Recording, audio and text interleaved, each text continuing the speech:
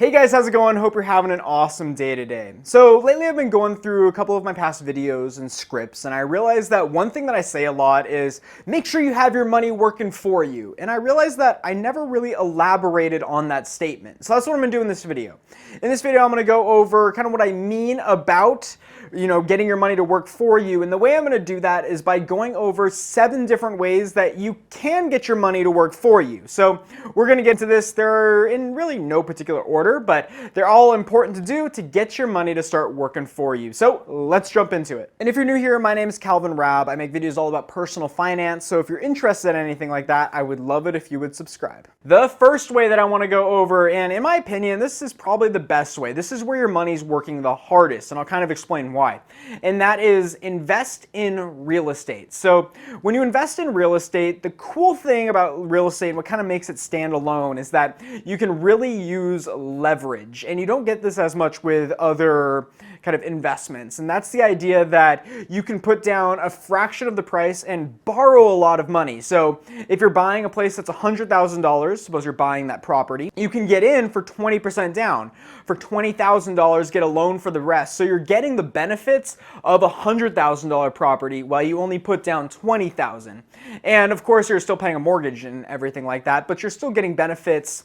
You're making money in many ways, which is also unique to real estate. You're making, of course, the rental income, but any extra income like application fees, pet fees, you're also getting tax breaks and appreciation. So there's multiple different ways that you're making money, and that's one of the unique things about real estate. And of course, the leverage side of it, this is more so pertaining if you bought a property, but you can also get into real estate in many other different ways. You can see the video I made about how to invest in real estate with less than $100, so I recommend checking that video out.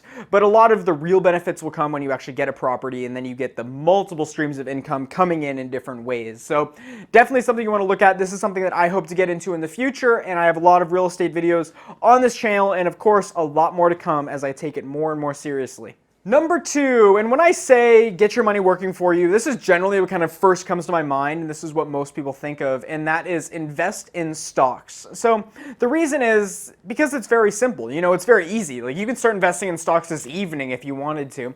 And if you don't really know where to get started, you can see the video I made about how to invest in stocks, every single step, and I'll walk you through that. But stocks on average will return you about 7% on average every single year. Of course, some years they're down, some years they're up. This year we're at like 15 or 16% year to date, which is a crazy number, but on average, in the long run, it'll go up about 7%. So this is a great way to get your money working for you. You can choose if you want a risky portfolio, a conservative portfolio, and you can kind of go from there. But investing is definitely something I think everyone should at least have a little bit in stocks, so definitely something you want to look into. The third way to get your money working for you is through a high yield savings account. This is also called a high APY savings account, a high interest savings account, and what this is, these are savings accounts that have a high interest on them. So most bank accounts have a interest of very, very minuscule. I mean, it's 0.01%, 0.08%, but these are specific, mostly online banks that have high interest rates, something around 1.5 to 2% are kind of that high range.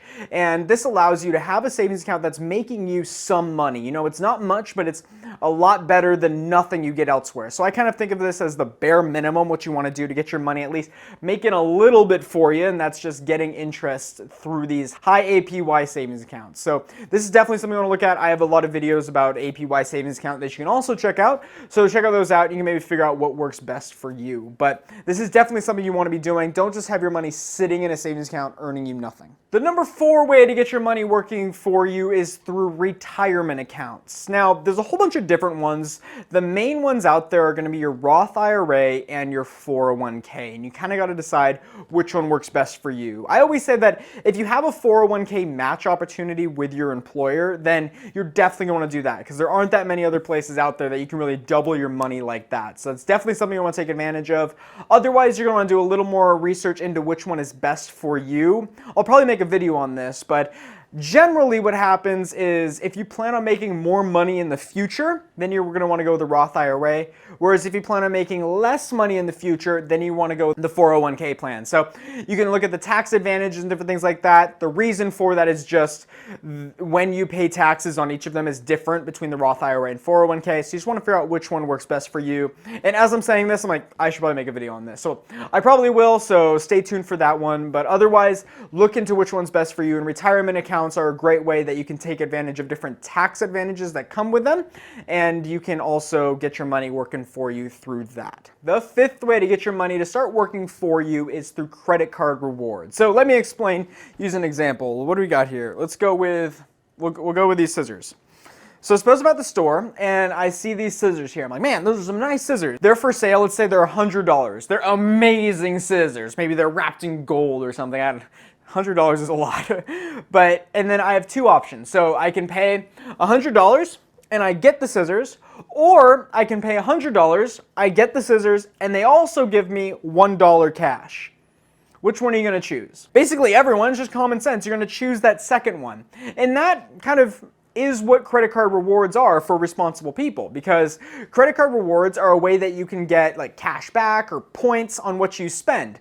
So if you had a 1% cash back and you bought something for $100, you get $1 back. And I did add there that you have to be responsible. You know, credit card debt is a very scary thing and you have to be responsible with it. So if you're not that responsible or you don't quite trust yourself, don't get a credit card. And you want to make sure it's paid off in full every single month, but you can definitely take advantage of credit card rewards due to the fact that, you know, it's like free cash for stuff you're already buying. You know, only buy stuff that you would only buy on the credit card. So credit cards rewards are definitely something you may want to look into, and I got a lot of videos here about credit cards, so check those out as well.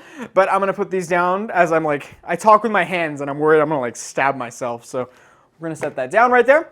Yes, credit card rewards are definitely a great way to make some extra money, and it definitely adds up. It's small, but sometimes when I look at my credit card rewards, I'm like, wow, that really added up. Number 6 is invest in income-producing assets, because all in all, this concept is not that hard. You know, this is not some crazy idea of how to get your money working for you. No, it's pretty simple. You take the money that you have and you invest it in assets that will make you money.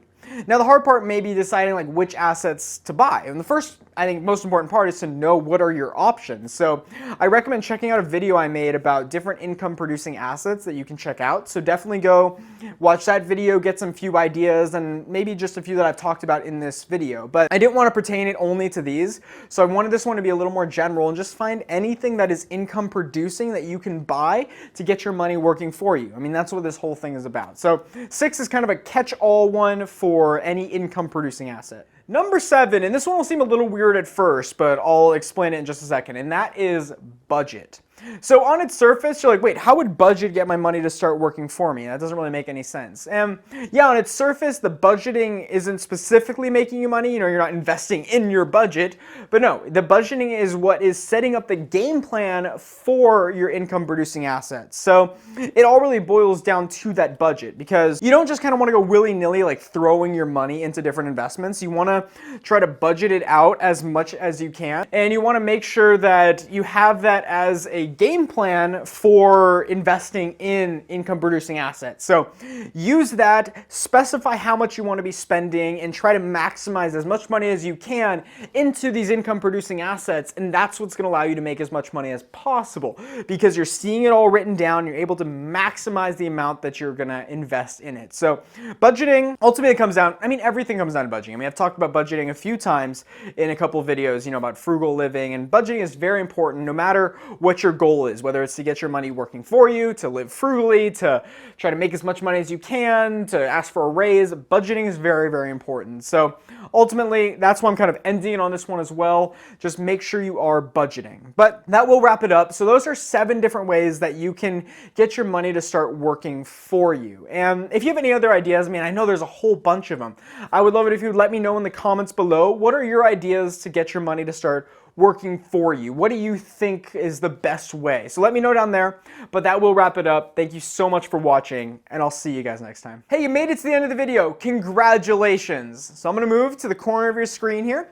If you look in the upper left-hand corner, you are gonna see my most recent video.